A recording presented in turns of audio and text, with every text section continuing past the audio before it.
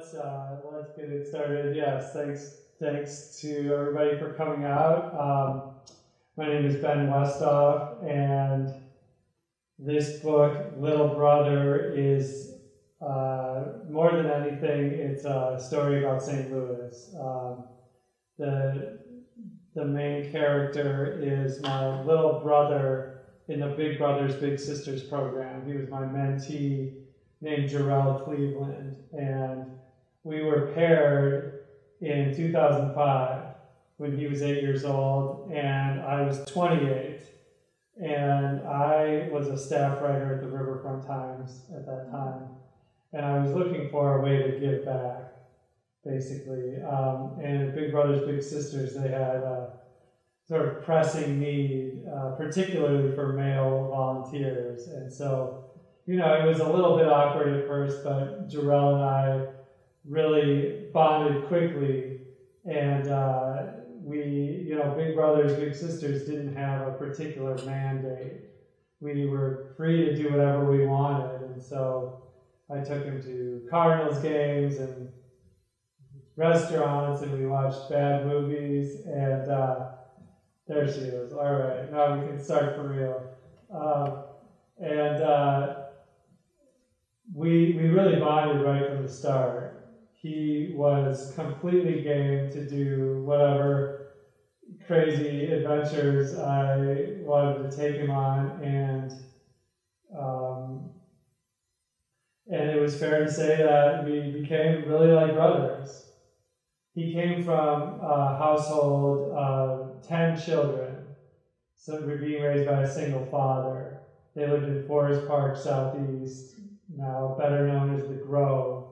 And ironically, I lived only a mile apart, only a mile away, but I was living in the Central West End, one of the wealthiest neighborhoods in the city, and he was living in one of the poorest neighborhoods, and we could walk to each other's houses. Eventually, after a couple of years, I moved to New York City, and Jorell came to visit me, getting on a plane for the first time. He told me about how watching the cars turn into ants, how much he enjoyed the free Sprite, and we had a great time over that weekend. By now I was living in Hoboken with my girlfriend and now wife Anna, and we went to the Natural History Museum. This is one of my very favorite pictures of him. And then he had such a good time that he actually came back and lived with us for most of the next summer. We were living in a town called Summit, New Jersey, which was closer to where Anna was working. And he went to a YMCA day camp. He was walking people's dogs for spending money, and we had a really great time together. Then Anna and I got married in her hometown of Birmingham, Alabama, and Jorell and his father drove down for the occasion, and it was really great having him there. It really sort of calmed my nerves. Here's Anna dancing with Jorell, and it was the night before. I was just completely overcome with nerves, and I couldn't sleep at all. And so finally I got up at about 6 in the morning and knocked on his door and asked him if he wanted to go run on the treadmill with me to help me relax, and he did, and somehow that did the trick, and got through the day just fine. When my first book came out called Dirty South, I did a book tour, and I brought Jorell along with me to Memphis. And this was his first time going to Memphis. We went to Graceland, got a tour of the Lisa Marie plane, the one with the queen-size bed on it with gold-plated seatbelts. And we went to the Lorraine Hotel, where Martin Luther King Jr. was killed. And it was another great experience. So after this, I lived in LA for a while. We had 2 little boys, but then in 2014 we moved back to St. Louis, and I was here for the first time. And by now Jorell had basically grown into a man, and we picked him up and took him to Eckert's farm across the river to get a Christmas tree. And it was great to be with him. It was like, we were making up for lost time. But a lot of things had happened in his life in the interim. His family now lived in Ferguson, and I didn't really know much about Ferguson at the time. I had a lot of white middle-class friends who came from that area, and it was the suburbs, so I figured, well, this has got to be a step up. Coming from Forest Park Southeast, where the police had shot his dog one time when he got off the leash. Someone had stolen his bike, and I said, well, now he's going to leave all that behind. But as he soon discovered, Ferguson was in the midst of its own dramatic transition, which was, best known for the killing of Michael Brown. This was their house, and it was a huge house. There were 8 bedrooms. Is that right? No, I can't remember. 6 bedrooms. And it had the whole extended family living there. But yeah, in 2014, right before we moved from LA, Michael Brown was killed. And so we arrived not long before it was announced that the officer who killed him would not be indicted. And so soon after we arrived, there were another round of protests and looting and riots, and even more so than the first time around. And the Quick Trip in Ferguson became kind of a flashpoint, and I later found out that Jorell and his friends and brothers were involved with the looting there, and all sorts of other things were going on behind the scenes. But Jorell didn't tell me about any of this. It would be kind of a recurring theme that he only wanted to let me know about the good things in his life, the things he was proud of. He didn't want to let me down. And after we got the Christmas tree that time, we toured Ferguson, West Florissant Avenue, and it was opening my eyes to a part of St. Louis that I never knew anything about.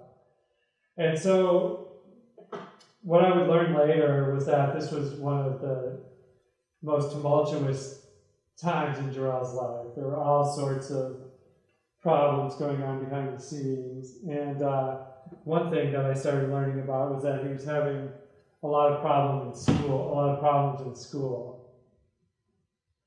It turns out that one day he was getting off the bus stop and someone started shooting at him. And I didn't find about this until later when I was talking to the principal at his school. I was talking to her because Jorell had been transferred away from his high school.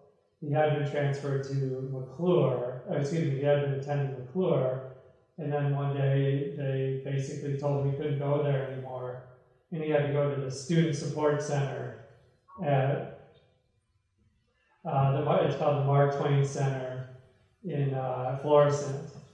And so I said, well, what's the deal? Why was Jorell transferred? And she said, well, there was a shooting at the bus stop.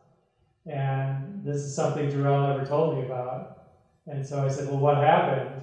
I talked to Jorell about it, and he made it sound like he had no idea how this all went down. That he basically had gotten off the bus stop, someone started firing shots at him, and he sort of ducked down, and there was this girl in the way, and he pulled her to safety, and that was it. And I said, well, who do you think might have done this? And he claimed not to know. I would later find out there were a lot of problems with Jorell's account. And in fact, the police investigation, I saw the police report later, would interview someone who claimed that Jorell was actually the instigator of, and he was firing shots at someone else rather than the other way around. But at the time I had no idea. But since Jorell's life seemed to be really problematic and dangerous at that point, Anna and I actually tried to stage something of an intervention. And we said, well, we'd like to try to maybe have Jorell live with us for a while. But before asking him outright and trying to talk about this issue with his dad, we decided to invite him to stay with us. We were living in Olivet at the time. And so he stayed with us for a long weekend. He babysat for the kids. We went to the history museum. We watched some more bad movies. I thought we had a really good time. And we actually did that a couple other times that fall. But when I looked at his Facebook later, that kind of told a different story. And he didn't intend for me to see these messages, but they said something like, "Oh, I'm bored out of my mind. This is terrible. I miss my girlfriend. I miss my friends." And so it kind of became clear that it wasn't going to be a tenable situation to have him live with us. And so that was that's a regret I would have later. This was the Student Support Center, Mark Twain. He began posting these Facebook status updates that had images like this, which is a squirt gun, actually, because I don't think they allow emojis of real guns. And Anna and I became really worried about it, and we said, well, what is this about? Couldn't this potentially spill over into real life? And he said, no, it's nothing to worry about. This is just, online. This isn't real life. And so again, I was naive, and I just listened to what he said. And then one day on the morning of August 27, 2016, I got a call from his girlfriend's mom, who told me that Jorell had been shot and killed, and that his body was lying in Kinloch. And my first question was like, what was he doing in Kinloch? And I rushed to the scene, and his body was being taken away by the medics, and then as the fire truck arrived, and they sprayed the sidewalk to get his blood off the street. And I talked to his family there, everyone, his girlfriend's mom, and they all said they had no idea how this could have happened, who might be to blame.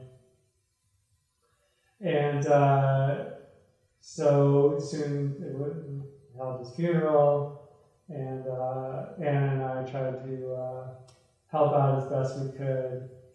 And I got to finally meet Jorell's mom for the first time.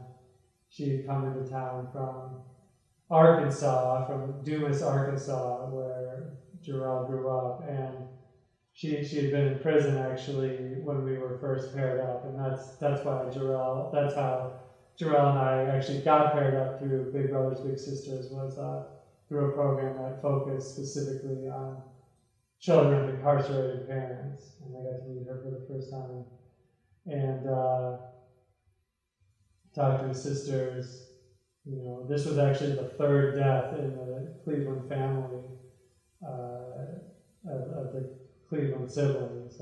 His older brother had kind of a freak accident, and he had a seizure and fallen into a ditch and drowned on the small amount of water in the ditch, and his another sister died from basically diabetes complications. So So I tried to deal with the situation in really the only way I knew how, which was writing. And so I wrote a obituary for the Riverfront Times and basically talked about the good times we'd spent together and just what a great guy he was, what a great kid. You know, he was so hardworking, so loyal, never asked anything from anybody. And basically I portrayed his death as some sort of random freak accident. You know, I mean, I didn't know what happened, but I couldn't imagine he'd done something so bad to offend someone, or that anyone could have done this on purpose.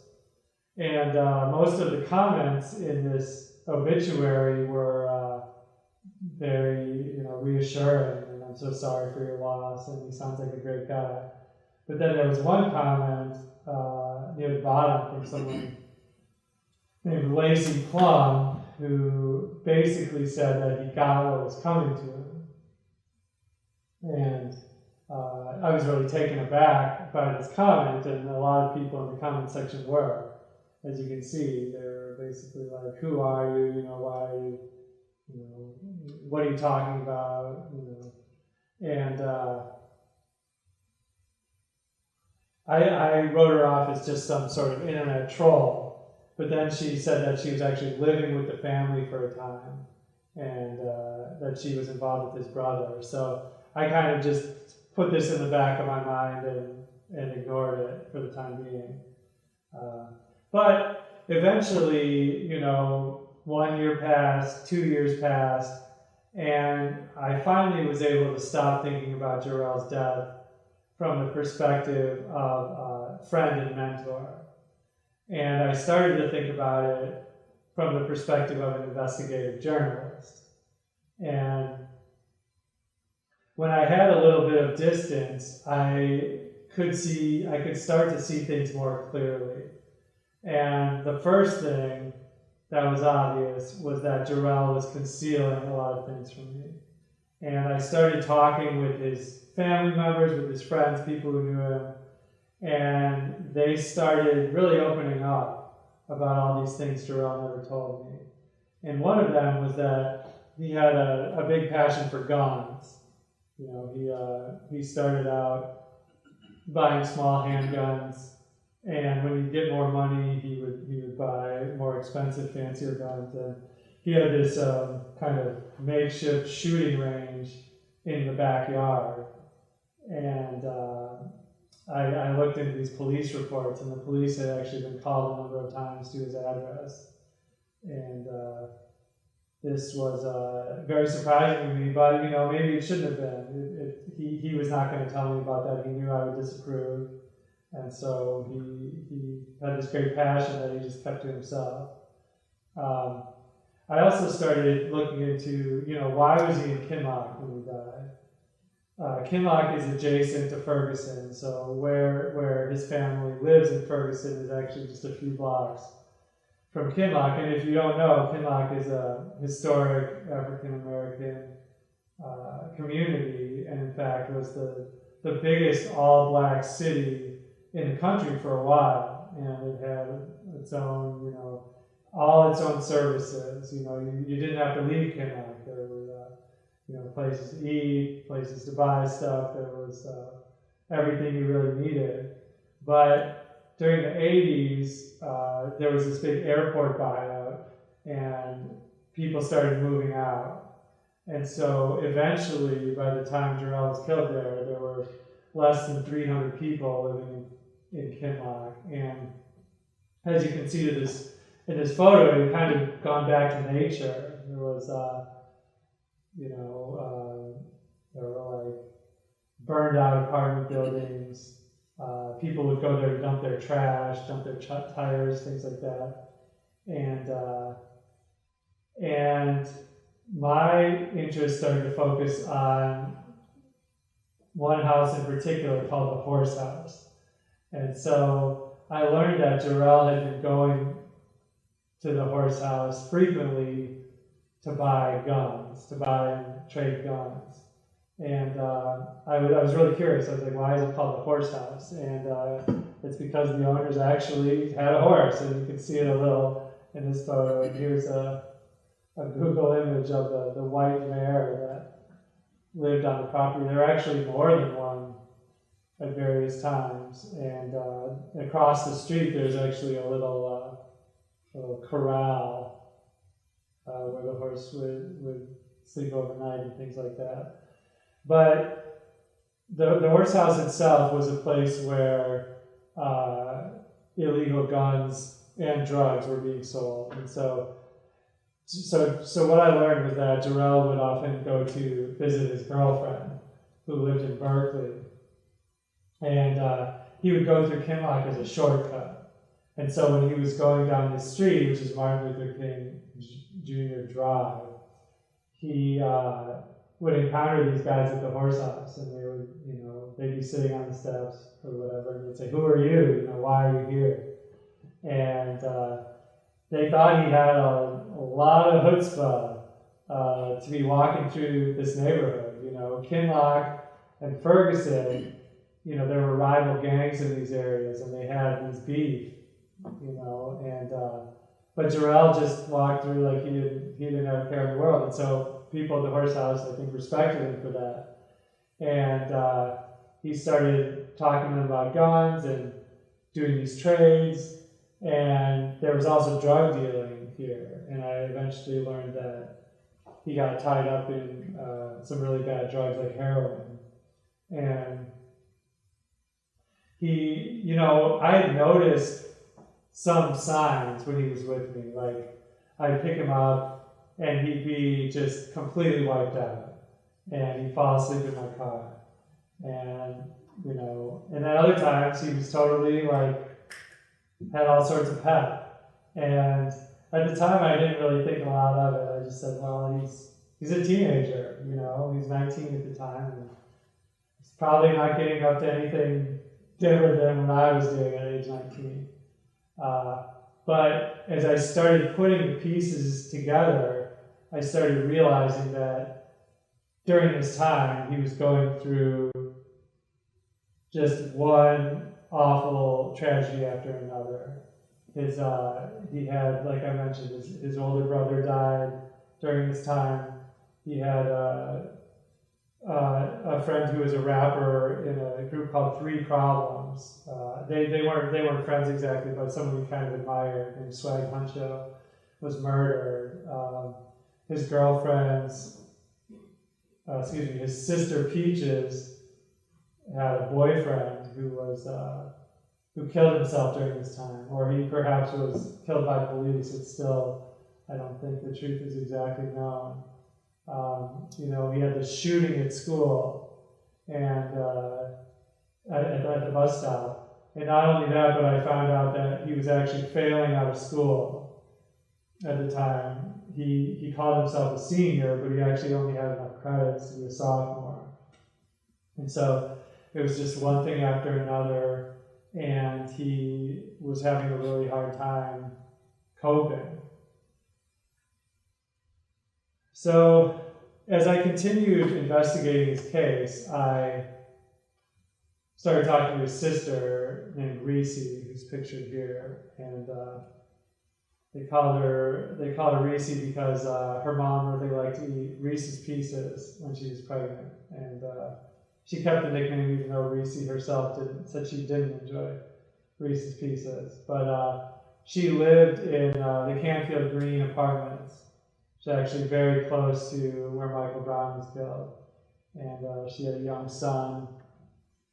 And I came out there to talk to her, and she and Jorell were very close. They had the same parents, and he told her all sorts of things that he didn't tell me, that he didn't tell a lot of people. And we had a really nice conversation. And then when I was leaving, this is the Canfield Green apartments.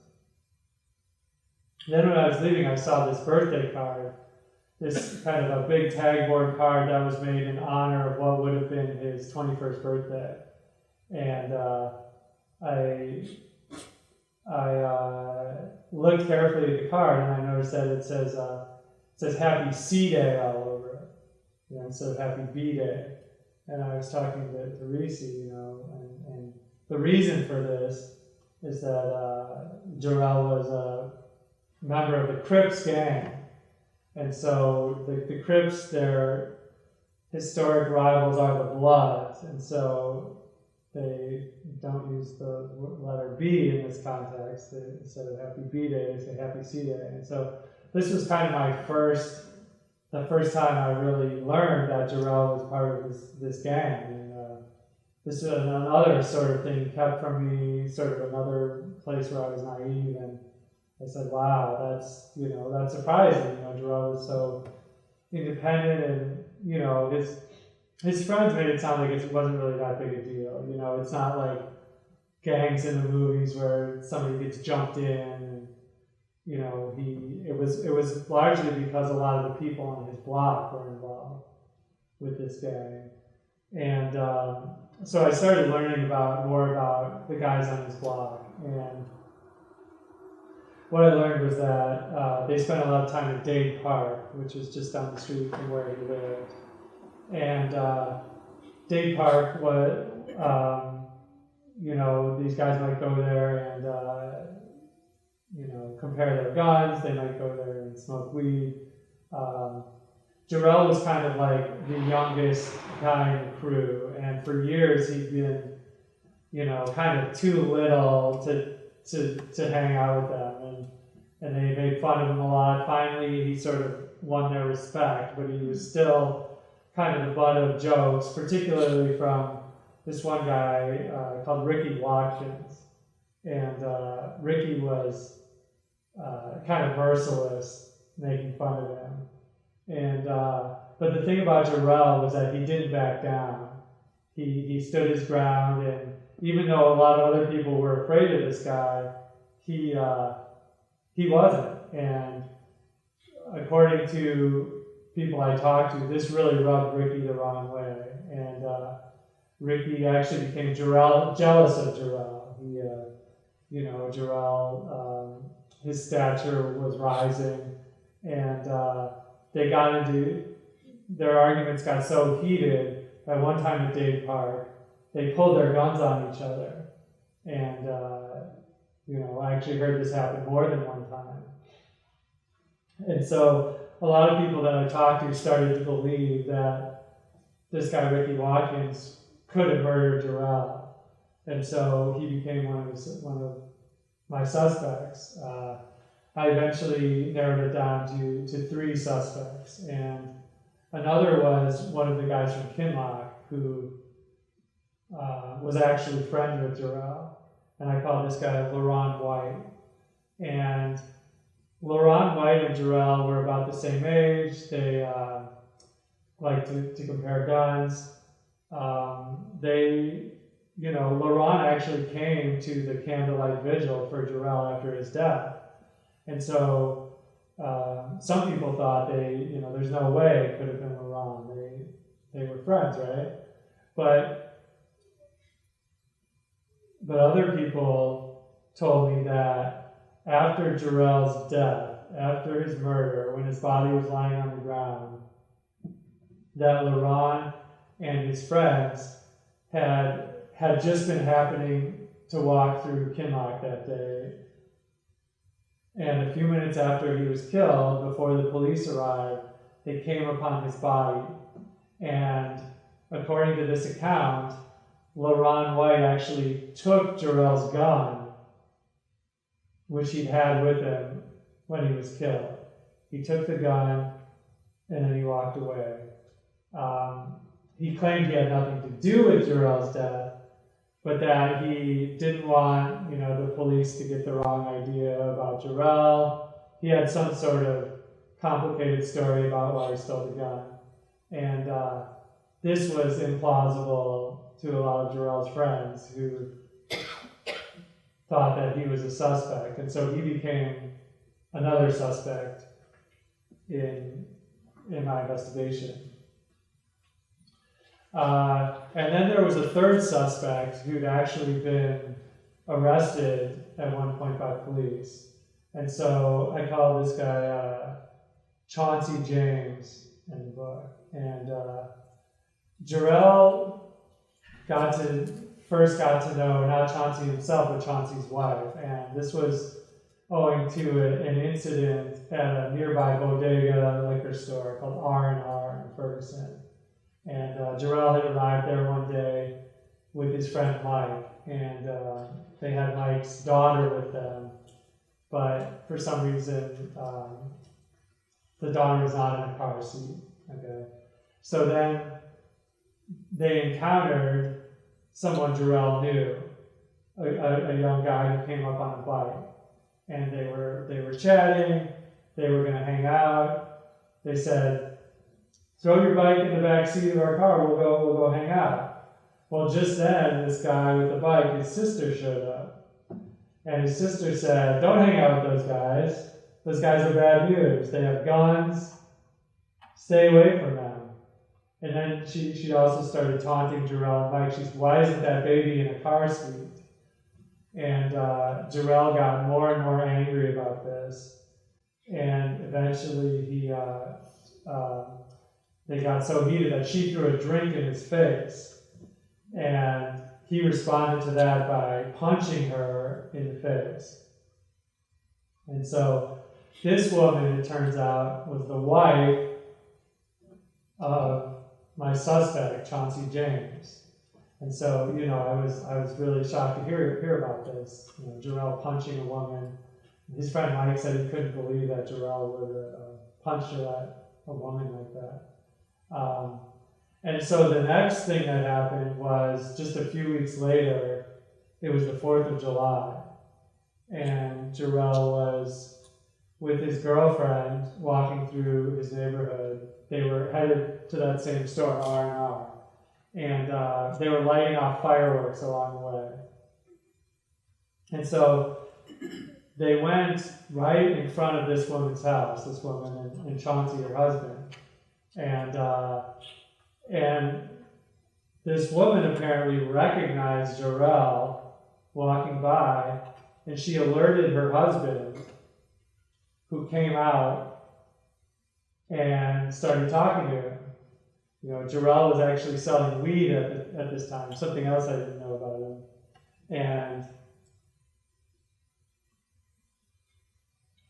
And this guy, Chauncey, made it seem like he wanted to make a weed purchase, to buy some weed from him.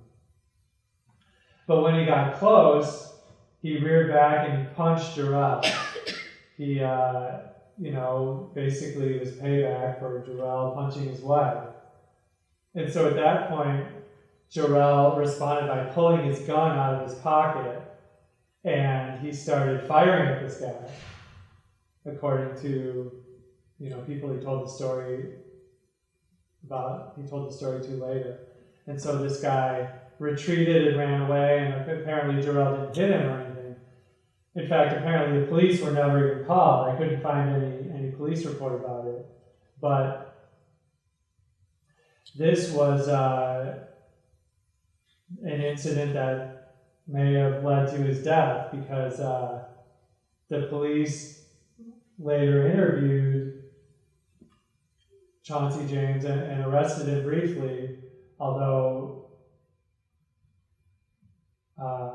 apparently they couldn't gather enough evidence because they soon had to let him go. So he became my third suspect in this case.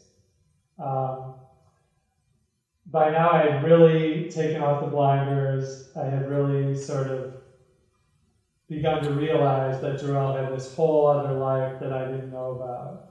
And that not only was he being threatened, but he was a threat to other people as well. And so to be as objective as I could, I tracked down all the police records I could find. I went to the Ferguson Police Department, and I spent a lot of time at the St. Louis County Police Department. And I knew that the police had conducted a pretty thorough investigation of Jorell's case. And the Kinloch still had a police department when Jorell was killed, but the investigation was taken over by St. Louis County.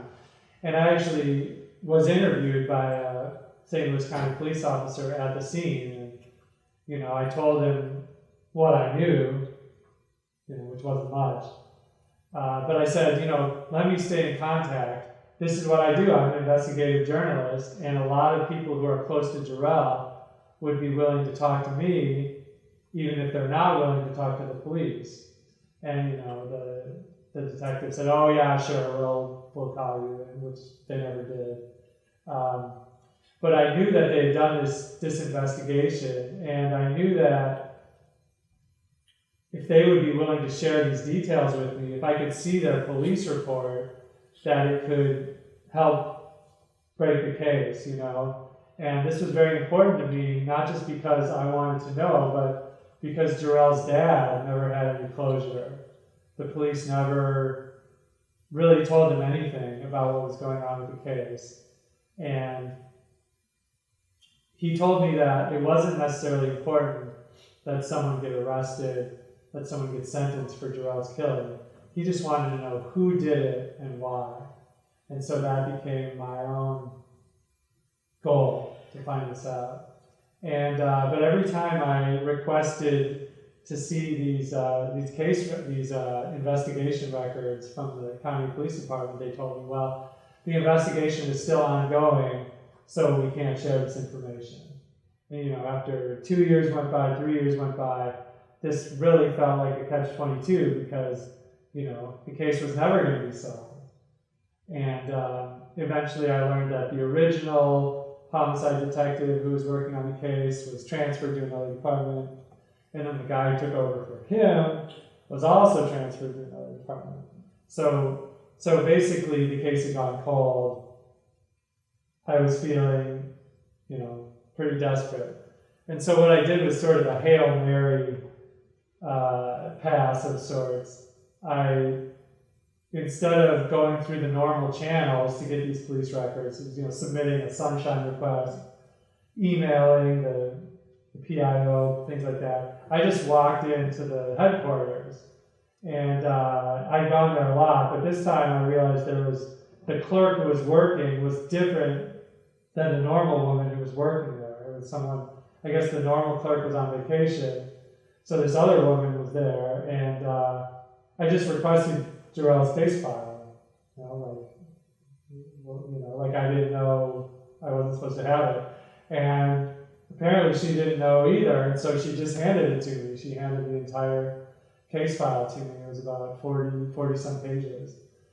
And I was so shocked, I sat down in the chair right there and I read through the whole thing. And right from that moment, it was clear to me who had done it.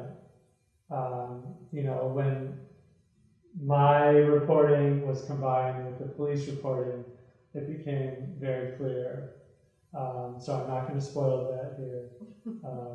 You know, please get a book if you don't mind. The great people from Subterranean Books came all the way out here.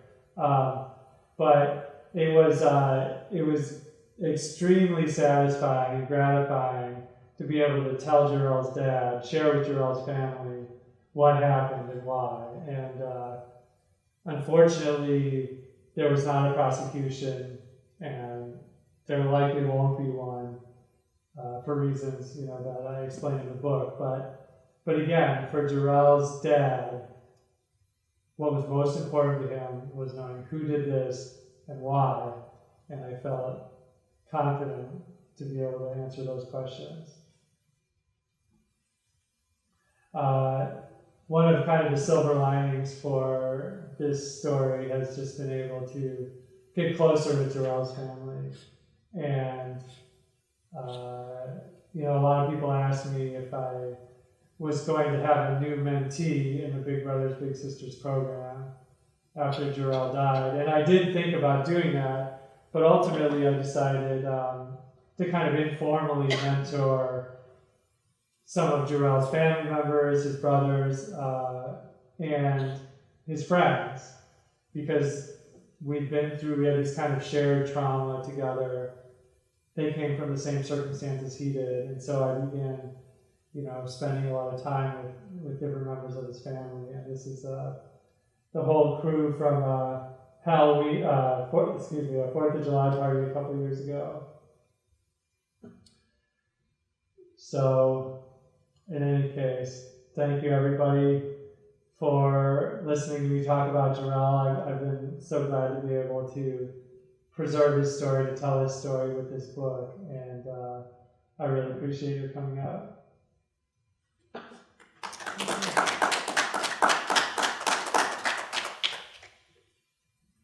I'd be happy to take any questions if anybody has any. I do. What would you do different now with the mentee? Because you didn't really know what was going on with Jorell. What would you do different so that you would feel like you really knew what was happening? That's a good question. I think I would be less naive this time around, and I would try to know the warning signs. And just because he might be telling you that everything's great in his life, I would want to try to get to the heart of things more, try to get to the truth better. And I think, sometimes people have horrible issues in their life, but they're just too shy almost to tell. They don't want to burden you. And I feel like this time I would have my eyes open.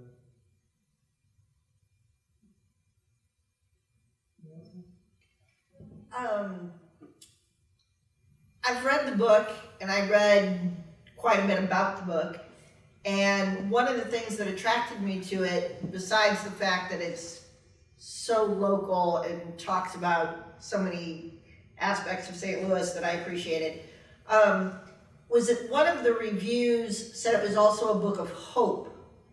And in the end of the book, you kind of talk about some of your ideas as to what can be done about the illegal guns, the violence, etc., in that part of North County. Can you speak to that a little bit? Yeah, well, I feel like there's this famous divide in St. Louis, the Delmar divide, and there's a feeling of hopelessness that there's these racial differences, there's these class differences, it's irreconcilable, And one thing that reporting out this book, it helped me feel differently about that, It's like we're all the same, really. We all want the same things. We want our families to be safe. We want to, make our way in this world. We want to find fulfilling work. We want to chase our passions, and even though Jorell's story ended so tragically, just learning so many things about him, getting the full story. To me, I'd rather know the truth than to have the sugar-coated version. And I think my belief is that St. Louis isn't a place where people are awful and people are all racist. It's just that we have these artificial barriers kind of separating us. And I think it's possible to move beyond them, and that was kind of my takeaway for this book. In terms of gun violence, I kind of give some very specific prescriptions of the kind of bills I think we need to pass to limit the gun violence. And St. Louis, it's such a violent city, and it's in a state where gun laws are so lax, and that's just an awful combination. And, I've also done a lot of reporting on the opioid crisis. My last book is about the fentanyl epidemic. And St. Louis has also been hit by that incredibly hard. And, the good thing when it comes to that is there are resources. And if I had known Jorell was hooked on heroin, there could have been recovery, there could have been treatment centers I could have helped him find. The hopeful part to me is that there is help out there. It's just a matter of accessing it. Were any of his other brothers and sisters in the Big Brother Big Sisters program? Yeah, I think he had at least a sister or two who had big sisters. Yeah, but I don't think any of them had necessarily such long-lasting relationships. Yeah, Jorell actually had a new big brother when I moved out of town. Did you know that, Anna? They were, but they didn't last. Not that I was jealous.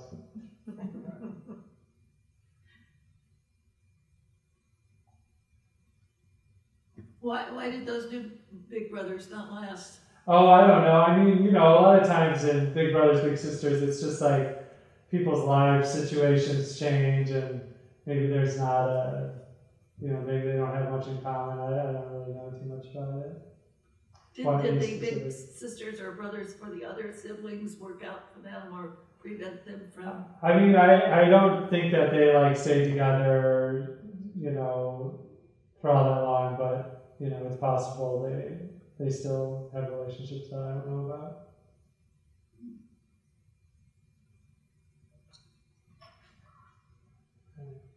All right. Well, thanks again, everyone, for coming. Thanks to Joe for having me. This is such a beautiful space. I will be out there and available to sign books. Can I ask one question? Yeah. What did you take away from this? I know you're a mentor to him, and things didn't end well, and you wrote this book. What is it that you've learned about yourself by putting yourself in this boy's life and it not having such a great outcome? What do you take away from that, Ben? Well, I don't know. I just keep going back to how naive I was, and I think because I was raised in a Pleasantville type neighborhood in Minnesota, had a lot of, came from an upper middle class family. I was just always led to believe that things work out, and that was always the thing with Jorell.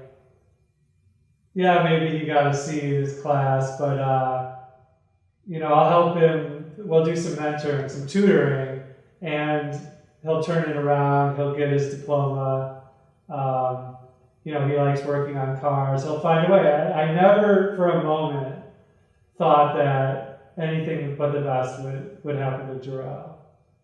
Despite this sort of odds that he was up against, and I thought he's a good-hearted person. He's going to overcome. And now that type of thinking just strikes me as really naive. And I hate to say that I became a little bit hardened, after this experience, but there's definitely some of that. Did you say you have children? Yeah. So do you look at your own kids differently now from what you went through with Jorell? I mean, the naivete, are you not so much that way with your own children? Well, yeah, I mean, I feel like Jorell taught us a lot about parenting. He was our first round of parenting, and now, our kids are the same age and when we started mentoring him. And, it's different because, of course, our kids are coming up in this more privileged background too, but I got to see Jorell at such a vulnerable time. He was really we went to this all-night locking party for Big Brothers Big Sisters one time, and there was this do you remember the show Fear Factor? Mm-hmm. There was this gross out competition where they were eating all this Braunschweiger liver sausage, and it was a contest to see who could eat the most, and then he threw up in front of everybody, and he went running to the bathroom. He was humiliated, and I remember that just because that's what it's like at that age. You don't know yourself. You're other people. Everybody's sort of not giving each other the benefit of the doubt. It can be hard, but going through that with Jorell, I think it makes it easier this time around to understand what it's like at that age for my kids.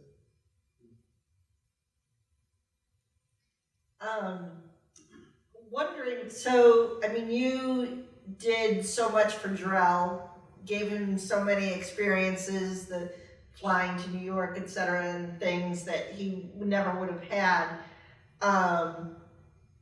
and I don't think you feel this way. I'm not picking it up, but I can see where a lot of people could feel very taken advantage of, betrayed.